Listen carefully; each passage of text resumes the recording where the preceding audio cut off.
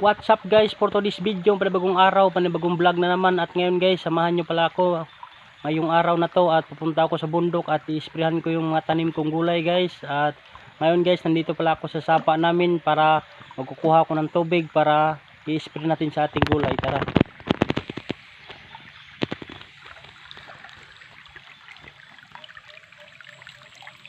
Ito pala yung sapa namin ngayon guys. Ang ginagawa ko nung una guys, pumunta ako doon sa may upo, tinitingnan ko kung may ma-harvest na ba tayo. At hina-harvest ko lahat, yun oh.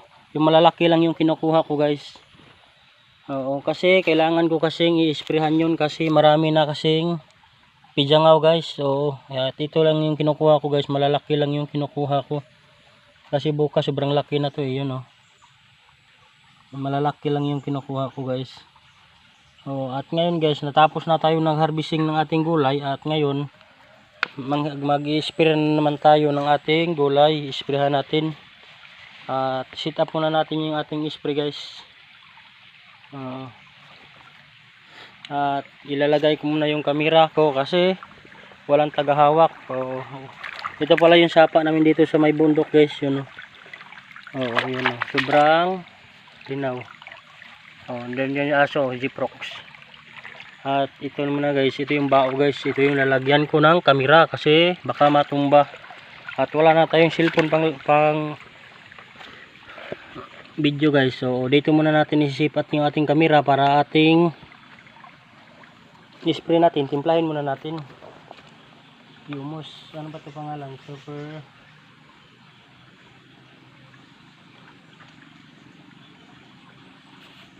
At ito pala yung okay. Putol na siya. Wala pa. At ito pala yung para pamulaklak ng ating kan guys, yung ating gulay. Yung pangalan niya Super Best. Parang best friend forever. Yun oh. Ayan, tingnan niyo, yun oh, mga kahit anong gulay nito guys, talong, ampalaya, atsal, kamatis, lahat bili dito. Super Best. Shout out by may-ari nito na si Kuya Albert Malasarte. Shout out sa iyo kuya. Thank you very much sa binigay mo sa aking dibisina. Epektibo talaga. Malapit na akong mag-3 buwan harvest ng upo ko. At sulit, wala pa rin akong hanggang ngayon harvesting pa rin ako.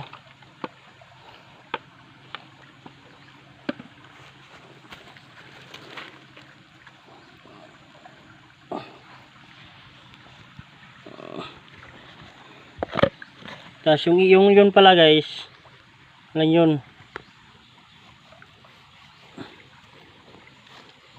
Yung ito guys, pang bulaklak lang to guys at magkaroon na siya ng bunga. Yung kailangan talaga guys, pag mawala yung pijangaw, kung matatanggal yung mga pijangaw, ang kailangan natin dyan is lanit. Yung nagsisimula pa sa pagugulay dyan, kahit ano, sprayhan nyo. Ito yung i-spray nyo. Epektibo to. Yan o. Lanit. Yan guys, kita nyo guys, lanit. Oo, kaya nga umagaw ng buhay ng tao to eh. Yung mga kuwan, tubi-tubi pa kaya, hindi mamamatay.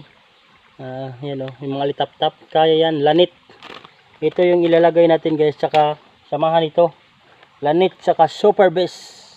Super Best friend forever. Yun o. At ilalagay na natin guys yung ating iuna natin yung ating lanit. Ganunin lang yan guys, mabilis lang pagbunit yan.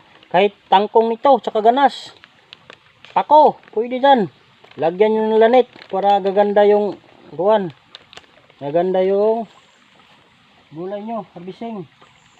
Nakita ko sa inyo yung tingnan nyo dito na ilalagay yan no?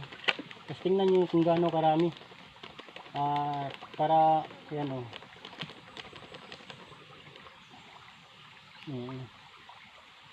Pinalahati ko lang guys. Kasi pag iubos to, sobrang tapang guys. Kasi may tinanim rin ako doon na maliliit pa na okra guys eh. Yan o. Hindi iubos yan guys.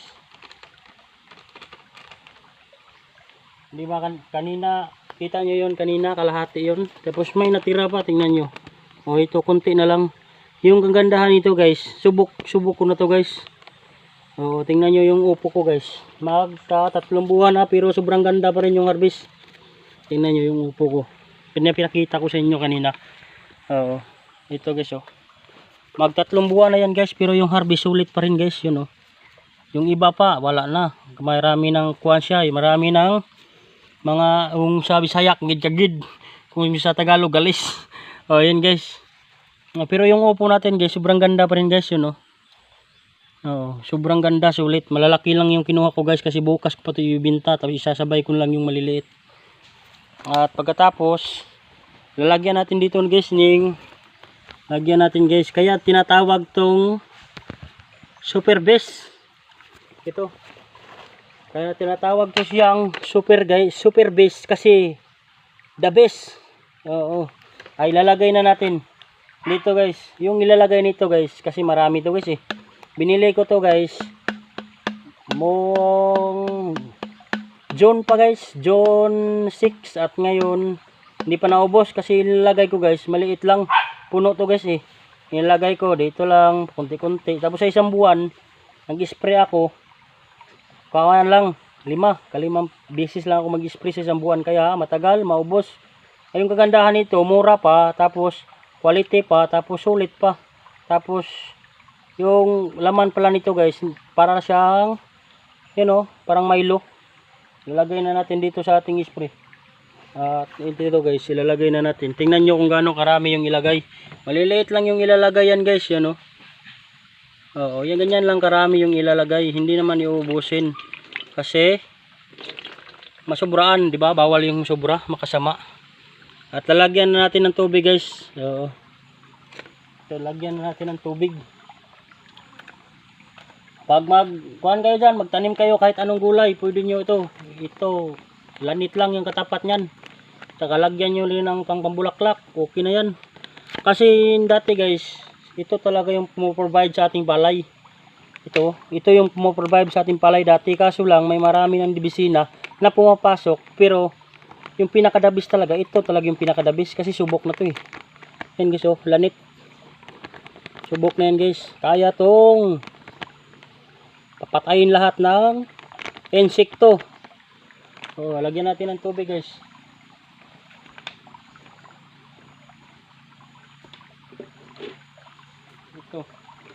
Ito yung palalagay ko ng tubig guys. Ito ito yung tagalagay ko ng tubig. Yan, lagyan natin.